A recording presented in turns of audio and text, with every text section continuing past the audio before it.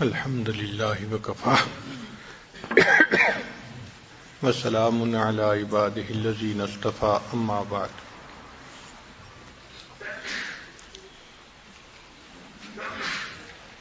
یہ دنیا امتحان گاہ ہے. اللہ تعالیٰ اپنے بندوں پہ مختلف حالات بھیج کر ان کو آزماتے ہیں. کبھی خوشی دے کے آزماتے ہیں، کبھی غم دے کے آزماتے ہیں، کبھی صحت، کبھی بیماری. تو خوشی، غمی، صحت، بیماری، نفع، نقصان، یہ 6 ایسے حالات ہیں کہ ان میں سے کوئی نہ کوئی حال بندے کے اوپر ضرور ہوتا ہے، مگر یہ سب آزمائش ہیں. اللہ تعالیٰ خوشی دیتے ہیں آزمانے کے لیے، کیا یہ میرا بندہ شکر ادا کرتا ہے یا نہیں کرتا. اللہ تعالیٰ غم دیتے ہیں آزمانے کے لیے کہ یہ بندہ صبر کرتا ہے یا نہیں کرتا. لیکن یہ آزمائش کی جگہ ہے. اللہ تعالیٰ نے فیصلہ فرما دیا وَلَنَبْلُوَنَّكُمْ، اور ہم ضرور بھی ضرور تمہیں آزمائیں گے. تو اس لیے آزمائش کی جگہ ہے. یہاں آزمائش تو ہر بندے کی ہونی ہی ہے، مگر ایک نقطہ ذہن میں رکھیں کہ ہمارے مشائخ نے لکھا ہے کہ غم کے حالات میں اکثر لوگ پاس ہو جاتے ہیں کیونکہ صبر کر لیتے ہیں. عوام الناس بھی کہہ دیتے ہیں اللہ کی مرضی. جوان لڑکی تھی، خاوند فوت ہو گیا، اب اس سے بڑا غم اس کے لیے کیا ہو سکتا ہے. لیکن اس سے پوچھیں تو آگے سے جواب دے گی جو اللہ کی مرضی. اس کا مطلب وہ کامیاب ہو گئی کہ اس نے اللہ کی رضا پہ اپنے آپ کو راضی کر لیا. لیکن جو خوشی کے حالات ہیں ان میں اکثر لوگ فیل ہو جاتے ہیں کہ خوشی میں شکر ادا کرنا ان کو یاد نہیں رہتا. تو خوشی زیادہ مشکل امتحان ہے بنسبت غم کے. تاہم صحت ہو یا بیماری ہو، انسان ہر حال میں اپنے رب سے راضی رہے. جو آج کی حکم ہے اس میں فرماتے ہیں کہ جب تک تو اس دنیا میں ہے قدورتوں کے پیش آنے کو کچھ عجب خیال نہ کر. یعنی اس پہ تعجب نہیں ہونا چاہیے کہ جی ہمیں پریشانی آ گئی ہے. جو پریشانیوں کا گھر، تو پریشانی تو آنی ہے. تو جب تک تو اس دنیا میں ہے قدورتوں کے پیش آنے کو کچھ عجیب خیال نہ کر، کیونکہ دنیا نے اسی چیز کو ظاہر کرنا ہے جو اس کا وصف ہے.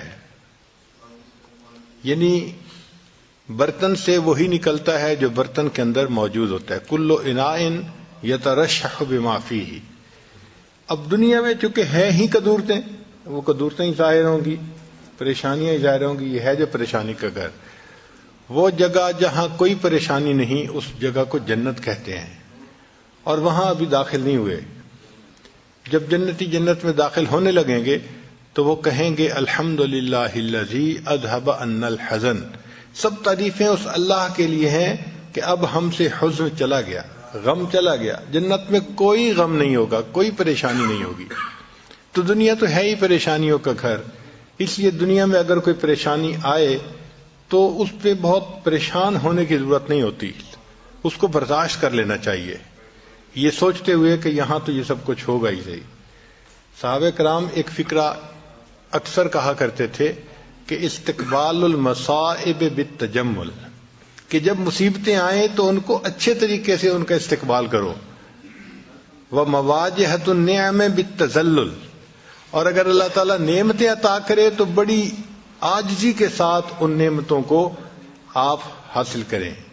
یعنی جب نعمتیں ہوں تو طبیعت کے اندر اس وقت عاجزی ہونی چاہیے، جھکنا چاہیے کہ اللہ نے نعمتیں عطا فرمائی ہیں. اور اگر پریشانی آئے تو پھر تحمل کے ساتھ، تجمل کے ساتھ اس کا استقبال کرنا چاہیے. بہت لوگوں پہ بہت طرح کی پریشانیاں آتی ہیں، لیکن ایک بات پکی ہے کہ ہمیں اللہ نے جس حال میں رکھا ہے وہ بہت بہترین حال ہے. ہر بندے کو اللہ نے بہترین حال میں رکھا ہوا ہے. ایک صاحب تھے تو وہ پریشان تھے کہ جی میں تو بہت پریشان ہوں. تو ان کو کہا گیا کہ اچھا بھائی آپ ایسا کرو کہ پورے شہر میں جو آپ کو سب سے بہترین حال میں آدمی نظر آتا ہے نا، تم اس کی جیسی دعا مانگ لو. وہ پورے شہر میں گیا. اس کو ایک جگہ ایک جیولر نظر آیا جس کی دکان پہ گاہکوں کا تانتا بندھا ہوا تھا. بہت لوگ تھے خریدار, اور وہ اپنی جیولری بیچ رہا تھا, پیسے کما رہا تھا. اور اس کے 4-5 بیٹے تھے, بہت خوبصورت نوجوان, جو اس کا ہاتھ بٹا رہے تھے. اب اس بندے نے فیصلہ کیا کہ یہ شہر کا سب سے زیادہ خوش قسمت انسان ہے, میں اس جیسا بننے کی نیت کرتا ہوں. چنانچہ جب اس نے دل میں سوچ لیا تو چاہتا تھا کہ میں دعا مانگوں. پھر خیال آیا کہ میں اس سے پوچھ تو لوں کہ یہ کیسی زندگی گزار رہا ہے. تو اس نے جا کے اس سے پوچھا کہ سنائیں جی آپ کی زندگی کیسی ہے. اس نے کہا کہ خدا کا واسطہ یہ کبھی دعا نہ کرنا کہ میرے جیسا بری قسمت والا انسان دنیا میں کوئی نہیں ہوگا. میں نے پوچھا کہ بھئی آپ کی بری قسمت کیا؟ اتنا آپ کے پاس مال ہے, پیسہ ہے, عزت ہے لوگوں کی نظر میں, اتنا بڑا مکان ہے اور ہر چیز کی آپ کے پاس سہولت ہے, تو آپ کہتے ہیں کہ میرے جیسا بدقسمت کوئی نہیں ہوگا. اس نے کہا ہاں, جو میرے ساتھ گزر رہی ہے وہ میں نہیں بتا سکتا. اس نے کہا پھر بھی بتا کیا ہوا. اس نے کہا کہ میں تھوڑا کام کرتا تھا, کام اتنا زیادہ شروع میں نہیں تھا, تو ایک موقع پہ بیمار ہو گیا. اب جب بیمار ہو گیا تو نہیں, میرا کام اچھا چل رہا تھا, ایک موقع پہ میری بیوی بیمار ہو گئی. اب جب وہ زیادہ بیمار ہوئی تو میں اس کے پاس اس کی عیادت کے لیے بیٹھا ہوا تھا, اور میں اس سے محبت کی باتیں کر رہا تھا کہ مجھے آپ سے اتنی محبت ہے اور اتنی ہے. وہ خوبصورت تھی, اچھی شکل کی تھی. اس دوران اس نے مجھے کہا کہ ہاں میں تو اب مر رہی ہوں, تو میں جیسے ہی مروں گی تو دوسری شادی کرے گا اور تو اپنی زندگی گزارے گا, مجھ سے تمہیں کیا ہے. کہتے ہیں کہ میں نے اسے کہا کہ نہیں, میں تمہارے بعد دوسری شادی نہیں کروں گا. تو اس نے کہا کہ اچھا میرے بعد دوسری شادی نہیں کرو گے, اس کی کوئی مجھے کوئی ثبوت پیش کرو. کہتے ہیں کہ اس کی محبت میں اس قدر گرفتار تھا کہ ہمارے قریب کوئی حکیم رہتا تھا, تو میں نے اس سے جا کے کہا کہ بھئی مجھے کوئی ایسی دوائی کھانی ہے کہ جس کے بعد میرے اندر عورت کی جو طلب ہے وہ ہی ختم ہو جائے, شہوت ہی ختم ہو جائے. تو اس نے مجھے ایک دوائی دے دی اور میں نے اس بیوی کو دکھا کے وہ دوائی کھا لی. اس کو کھانے کے بعد میں نامرد ہو گیا, مگر اللہ کو منظور تھا, بیوی صحت مند ہو گئی. اب جب کچھ عرصہ وہ صحت مند رہی تو اس نے مجھ سے مطالبہ شروع کر دیا کہ بھئی تم میرے خاوند ہو تو میری ضرورت کو پورا کرو. اب میں ضرورت پورا کرنے کے قابل نہیں تھا, تو وہ پھر اس کے اندر بغاوت آ گئی, وہ دین سے بھی دور ہو گئی, اور اس نے ادھر ادھر حرام کے تعلقات پیدا کر لیے. تو کہتے ہیں کہ یہ جو 5 بیٹے تمہیں نظر آ رہے ہیں یہ میرے نہیں ہیں, یہ میری بیوی کے ہیں, مگر ہیں غیر مردوں سے. اب میں جب ان 5 کی شکلیں آنکھوں سے دیکھتا ہوں نا روزانہ بیٹھ کے, تو جو میرے دل پہ گزرتی ہے تم اس کی تکلیف کا اندازہ نہیں لگا سکتے. تو کبھی دعا نہ کرنا کہ تم میرے جیسے بن جاؤ, اللہ تمہاری قسمت اچھی کرے, میرے جیسی نہ کرے. تو دیکھو اس بندے نے اپنی طرف سے سمجھا تھا کہ یہ سب سے دنیا شہر کا خوش قسمت انسان ہے, اور اس کو کیا پتا تھا کہ اس انسان کے ساتھ کیا بیت رہی ہے, اس کے دل پہ کیا دکھ ہے, کیا غم ہے. تو ہر بندہ سمجھتا ہے کہ جی بس میں بہت دکھی ہوں, دوسرے تو سب اچھے ہیں. نہیں, ہر ایک کی اپنی زندگی ہوتی ہے. بس اللہ سے یہ دعا مانگو کہ اللہ نے ہمیں جس حال میں رکھا ہے اللہ ہمیں صبر کی توفیق عطا فرمائے, شکر کی توفیق عطا فرمائے. اللہ نے ہمیں بہترین حال میں رکھا ہوا ہے.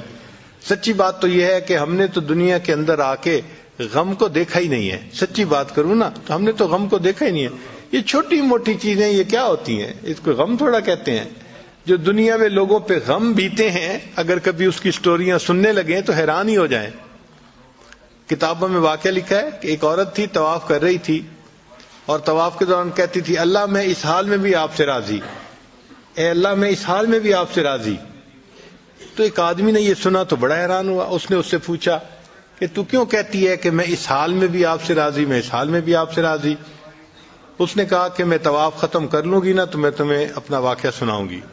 چنانچہ اس عورت نے اپنا واقعہ سنایا کہ میرے 3 بچے تھے, میں گھر کے اندر ایک دن تنور پہ روٹیاں پکا رہی تھی, تو میرے بڑے دو بچے جو تھے وہ گھر میں کھیل رہے تھے کمرے میں. اچانک مجھے شور کی آواز آئی. تو وہ کہتی ہے کہ میں نے جب شور سنا تو میں وہیں سب کچھ چھوڑ کے تنور پر آٹا روٹیاں تو میں کمرے کی طرف بھاگی. جب کمرے گئی تو میں نے ایک عجیب تماشا دیکھا کہ اس سے 1-2 دن پہلے میرے خاوند نے گھر میں بکری کو ذبح کیا تھا اور جس چھری سے بکری کو ذبح کیا تھا وہ اس نے کمرے میں رکھی تھی. تو میرے دونوں بچے کھیلتے کھیلتے ان میں سے ایک نے دوسرے کو کہا کہ تمہیں پتہ ہے کہ ابو نے بکری کو کیسے ذبح کیا تھا؟ تو دوسرا کہتا ہے مجھے تو نہیں پتا. وہ کہتے اچھا آؤ میں تمہیں بتاتا ہوں کہ کیسے ابو نے ذبح کیا تھا. تو میرا درمیان والا بیٹا جو تھا وہ زمین پر لیٹ گیا اور بڑے لڑکے نے اس چھری کو اٹھا لیا. اب وہ چھوٹا بچہ تھا اور اس کو پتہ نہیں تھا کہ چھری کتنی تیز ہے. چنانچہ اس نے اس کے گلے پہ جو چھری چلائی تو گلا تو فوراً کٹ گیا اور خون کا فوارہ چھوٹنے لگا. اب جب خون نکلا تو شور ہوا اور میں بھاگی ہوئی آئی تو میں نے دیکھا کہ میرا بچہ خون میں لت پت پڑا تھا اور اس کی جان نکل چکی تھی. اب میں نے سوچا کہ میرا بڑا بیٹا کہاں ہے جس نے یہ حرکت کی تھی؟ وہ ڈر کے بھاگ گیا تھا اور کہیں چھپ گیا تھا. کہنے لگی میں نے اسے دوسرے کمروں میں دیکھا تو کہیں نظر نہیں آیا. جب صحن میں آئی تو وہاں میں نے تنور کے لیے کچھ لکڑیاں رکھی ہوئی تھیں. ان لکڑیوں کے پیچھے وہ جا کے چھپا تھا. کہنے لگی میں نے پیچھے سے اس کو جا کے جب دیکھا تو اس نے مجھے کوئی جواب نہیں دیا. جب میں قریب گئی تو مجھے پتا چلا کہ اس جگہ کے اوپر ایک سانپ بیٹھا ہوا تھا. یہ بچہ چھپنے کے لیے جب لکڑیوں کے پیچھے گیا سانپ نے اس کو ڈسا اور یہ بھی وہاں مرا پڑا تھا. کہتے میں اس کی لاش اٹھا کے لائی. ایک بچے کو ایک چارپائی پہ لٹایا اور دوسرے بچے کو دوسرے چارپائی پہ لٹایا. پھر اس کے بعد میں نے فیل کیا کہ میرا تیسرا چھوٹا بیٹا جو کرالنگ کرتا تھا رینگتا تھا وہ کہاں ہے؟ وہ مجھے نظر نہیں آ رہا تھا. کہنے لگی میں اٹھ کے جب جو ہے تنور کی طرف آئی تو میں نے دیکھا کہ اس نے کرال کیا اور وہ تنور کے اندر گر چکا تھا. تو میں نے اپنے زندہ بیٹے کو آگ کے اندر پورا جلتا ہوا دیکھا اور وہ بھی فوت ہو گیا تھا. تو میں نے تینوں بیٹوں کی لاشوں کو چارپائی پہ رکھا, پھر ان کو نہلایا, ان کو کفن دیے. جب تینوں کے جنازے ایک دن میں گھر سے نکلے تو میں عمرے کے ارادے سے آ گئی. اب میں طواف کر رہی ہوں اور اپنے اللہ کو کہہ رہی ہوں اے اللہ میں اس حال میں بھی آپ سے راضی ہوں.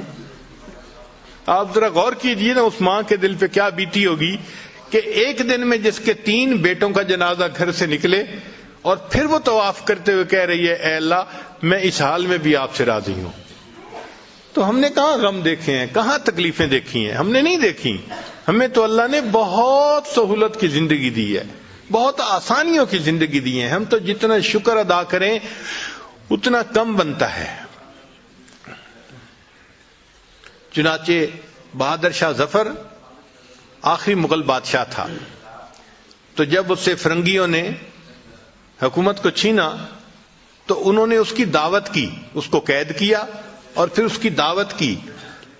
اور دعوت میں انہوں نے اس کے سامنے دسترخوان پہ جیسے کھانے کے برتن نہیں ہوتے ڈھکے ہوئے, یہ کھانے کے برتن رکھے. تو بہادر شاہ ظفر سمجھا کہ میرے لیے کھانا رکھ دیا گیا ہے. چنانچہ کہتے ہیں کہ 10 یا 11 اس کے بیٹے تھے اور اتنے ہی برتن تھے. وہ ایک برتن سے کور اٹھاتا تھا, ایک بیٹے کا سر اس میں نظر آتا تھا, پھر دوسرا اٹھایا دوسرے بیٹے کا سر, تیسرا, جتنے بیٹے تھے اتنے سر اس کو دسترخوان کے اوپر رکھے ہوئے انہوں نے دکھائے فرنگیوں نے. آپ بتائیں اس باپ کے دل پہ کیا گزری ہوگی کہ جس نے ایک وقت میں اپنے 10-11 جوان بیٹوں کے سر اپنی آنکھوں سے دیکھے.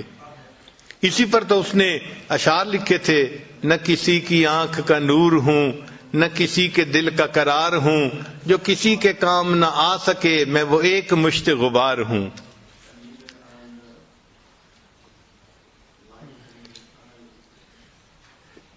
کوئی مجھ پہ دیپ جلائے کیوں, کوئی مجھ پہ پھول چڑھائے کیوں, کوئی مجھ پہ آنسو بہائے کیوں, میں وہ بے کسی کا مزار ہوں. میرا رنگ روپ بدل گیا, میرا یار مجھ سے بچھڑ گیا, جو چمن خزاں سے اجڑ گیا میں اسی کی فصل بہار ہوں. تو چمن خزاں سے اجڑے ہیں اس دنیا میں, ہمیں کیا پتا کیا کیا ہوا ہے دنیا میں. ذرا حالات تو پڑھ کے دیکھیں. بادشاہوں کے پورے خاندان کو ان کے سامنے ذبح کیا گیا. آپ کبھی کربلا کے حالات دیکھیں نا کہ سیدنا حسین رضی اللہ تعالیٰ عنہ نے اپنے خاندان کے لوگوں کے نوجوانوں کو اپنی آنکھوں کے سامنے شہید ہوتے دیکھا. کوئی آسان کام نہیں ہوتا.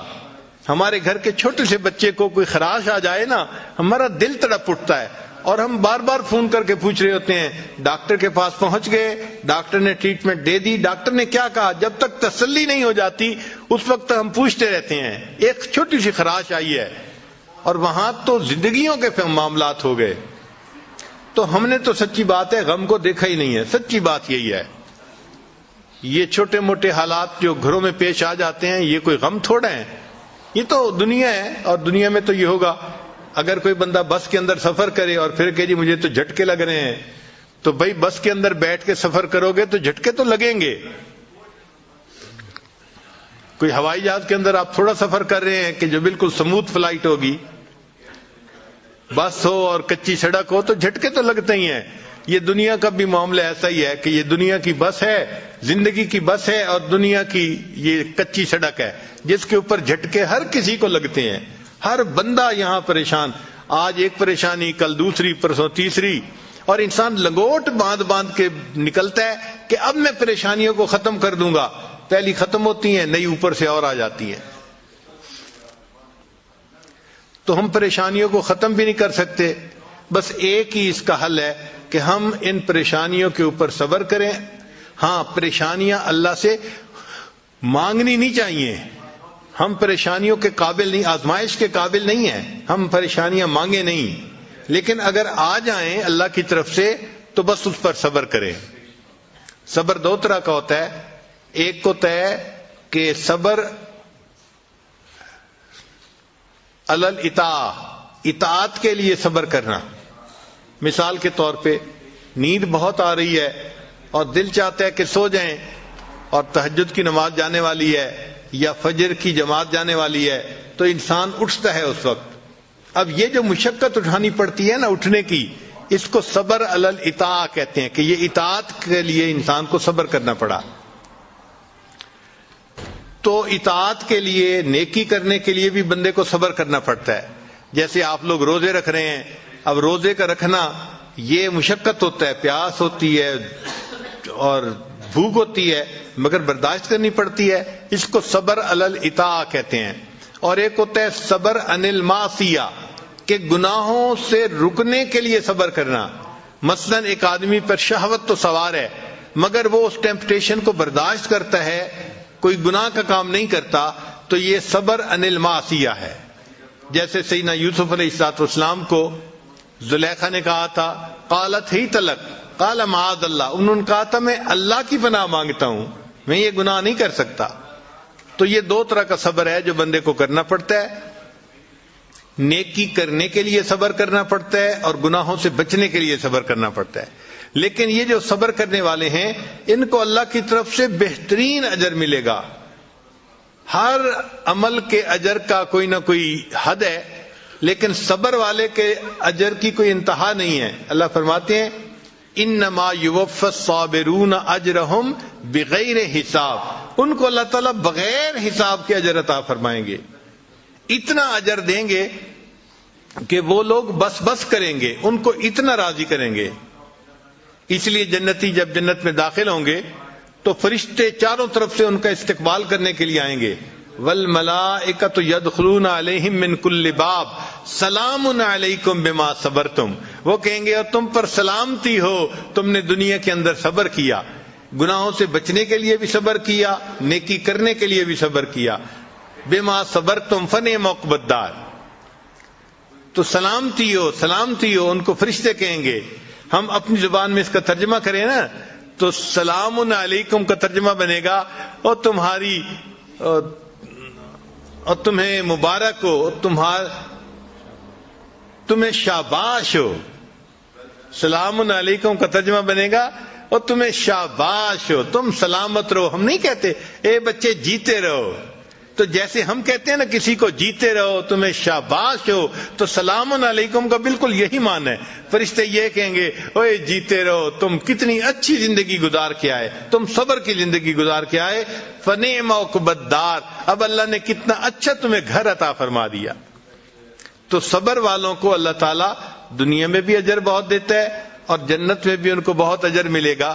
تو ہمیں اپنے اندر یہ صبر کی صفت پیدا کرنی چاہیے. صبر تو اتنا بھی نہیں کہ اگر سامنے سے کوئی ناگوار لفظ سننے کو مل جائے نا تو ہم اپنے غصے کو برداشت کر لیں. ہمارے اندر اتنا بھی صبر نہیں ہے.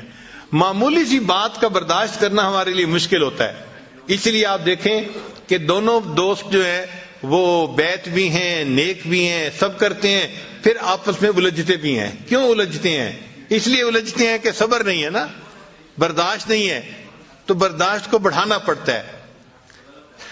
صحابہ رضی اللہ تعالیٰ عنہم نے بہت مصائب برداشت کیے جس کی وجہ سے اللہ نے ان کو بڑا رتبہ اور درجہ عطا فرمایا.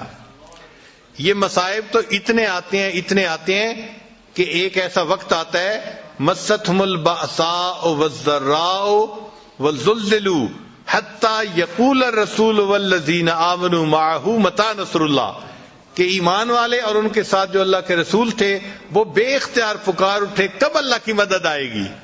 یعنی اتنا اللہ تعالیٰ بندے کو اس معاملے میں آزماتے ہیں, خوب رگڑا دیا جاتا ہے, خوب اس کو گرل کیا جاتا ہے تاکہ یہ بندہ اونچے سے اونچے مرتبے تک پہنچ جائے.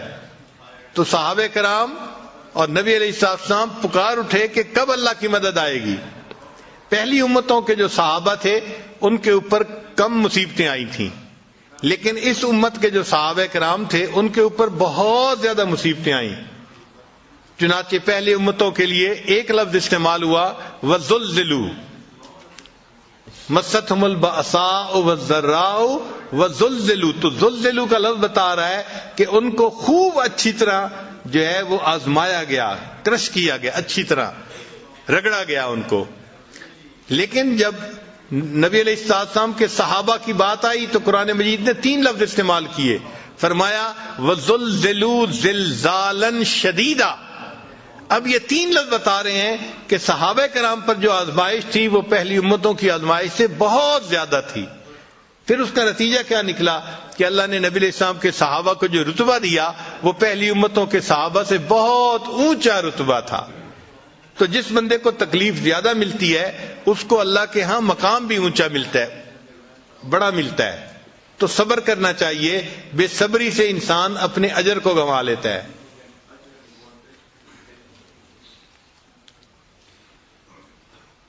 چنانچہ کتابوں میں لکھا ہے کہ جب اللہ تعالیٰ نے لوح و قلم کو پیدا کیا تو اللہ نے قلم کو حکم دیا کہ قلم لکھ. تو قلم نے لکھنا شروع کیا لا الہ الا انا محمد رسولی, کہ نہیں کوئی معبود سوائے میرے اور محمد صلی اللہ علیہ وسلم میرے رسول ہیں. پھر اس کے بعد لکھا من لم یستسلم قضائی, جو شخص میری قضا کو تسلیم نہیں کرتا, ولم یصبر علی بلائی, اور میری بلا کے اوپر صبر نہیں کرتا, ولم یشکر علی نعمائی, اور میری نعمتوں پر شکر ادا نہیں کرتا, فلیطلب ربا سوائی, اس کو چاہیے کہ میرے سوا کسی اور کو اپنا رب بنا لے. تو ہم اگر مصیبتوں کے اوپر صبر نہیں کریں گے اور اللہ کی نعمتوں کا شکر ادا نہیں کریں گے تو اللہ فرماتے ہیں کہ پھر تم کسی اور کو اپنا رب بنا لو. اللہ اکبر کبیرہ. اس لیے مومن کو چاہیے کہ تکلیفوں پر صبر کرے.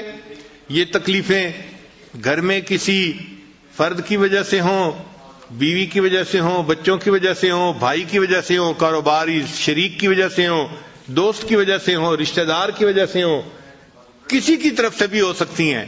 اس کے اوپر صبر کرنا, یہ اس لیے شریعت نے کہا ہے کہ اگر میاں بیوی ایک دوسرے کی ایذا پر صبر کریں گے ان کو وہ اجر ملے گا جو اللہ تعالیٰ نے ایوب علیہ السلام کو صبر کا اجر عطا فرمایا تھا.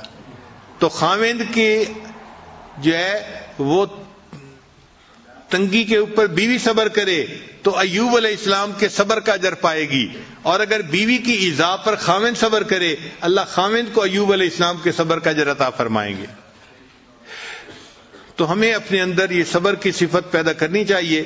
جس بندے میں 2 نعمتیں ہوں نا, ایک تقوی اور ایک صبر, اس کو اللہ تعالیٰ دنیا کے اندر سرخروئی عطا فرماتا ہے, عزتوں سے نوازتا ہے.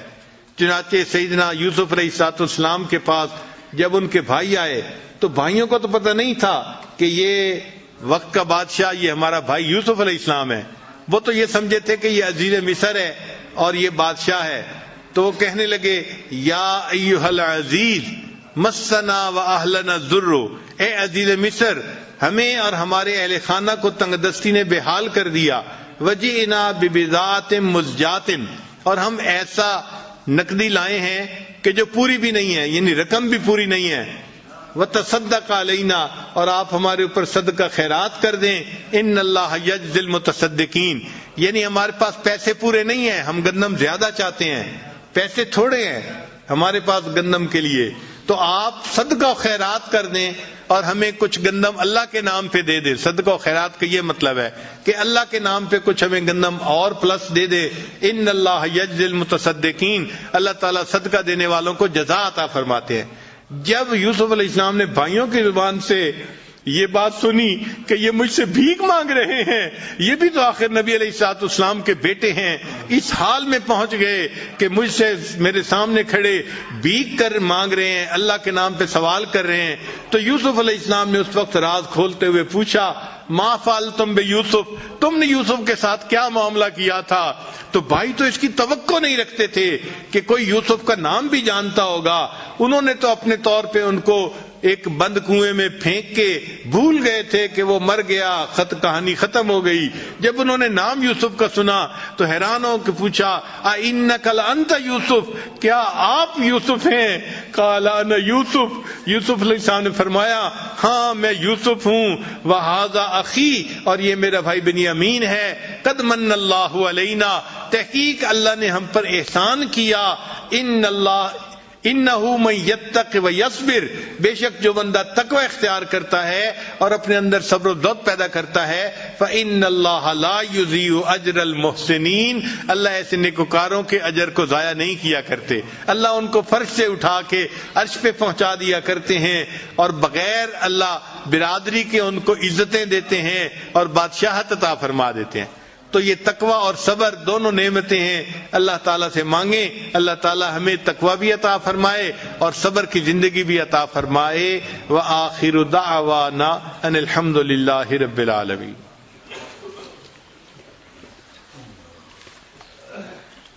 تھوڑی دیر مراقبہ کر لیجئے۔ لا الہ الا اللہ محمد الرسول اللہ سبحان ربی العلی الوہاب اللہم صلی علی سیدنا محمد وعلی آل سیدنا محمد وبارک وسلم۔ اے رب کریم، ہم آپ کے عاجز مسکین بندے ہیں، ہمارے گناہوں کو معاف فرما، خطاؤں سے درگزر فرما۔ رب کریم، رمضان مبارک کا آخری عشرہ ہے جس کے بارے میں آپ کے محبوب صلی اللہ علیہ وسلم نے فرمایا اتقم من النار، آگ سے آزادی کا عشرہ ہے۔ اللہ اس عشرے میں اور آج کی اس رات میں ہمیں جہنم سے آزاد فرما دیجئے۔ اے اللہ جہنم سے آزادی کا فیصلہ کر دیجئے۔ کریم آقا ہم پر رحمت کی نظر فرما۔ اے اللہ ہمیں جنت عطا فرما اور جہنم سے پناہ عطا فرما۔ رب کریم، بخشش کے ایام ہیں، اپنی رحمت کی نظر ہم مسکینوں پر بھی فرما دیجئے۔ اللہ ہمارے ٹوٹے پھوٹے عملوں کو قبول کر لیجئے۔ اے اللہ ہمارے روزوں کو قبول فرما، تراویح کو قبول فرما، تلاوت کو قبول فرما۔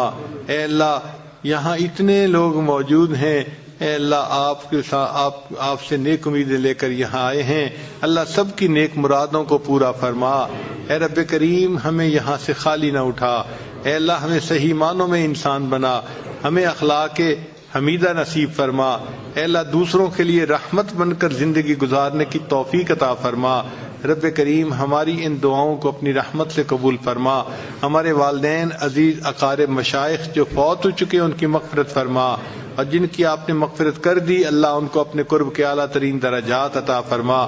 اے اللہ خدمت کے جتنے دوست ہیں ان سب کو اپنا قرب عطا فرما۔ ہم نے اپنے بڑوں سے سنا ہے عبادت سے جنت ملتی ہے، خدمت سے خدا ملتا ہے۔ اے اللہ یہ خدمت کرنے والے جتنے نوجوان ہیں اے اللہ ان سب کو اپنا قرب عطا فرما دیجئے۔ اے اللہ ان کو اپنے مقبول بندوں میں شامل فرما دیجئے۔ اے اللہ گھروں میں جو عورتیں مہمانوں کے کھانے بنا رہی ہیں اور ان کی سحری افطاری کی چیزیں بھیج رہی ہیں اے اللہ ان کو بھی اپنی مقبول بندیوں میں شامل فرما لیجئے۔ اللہ ہماری ان دعاؤں کو اپنی رحمت سے قبول فرما۔ ربنا تقبل منا انک انت السمیع العلیم تب علینا انک انت التواب الرحیم۔ صلی اللہ تعالی علی حبیبہ سیدنا محمد وآلہ واصحابہ اجمعین برحمتک یا ارحم الراحمین.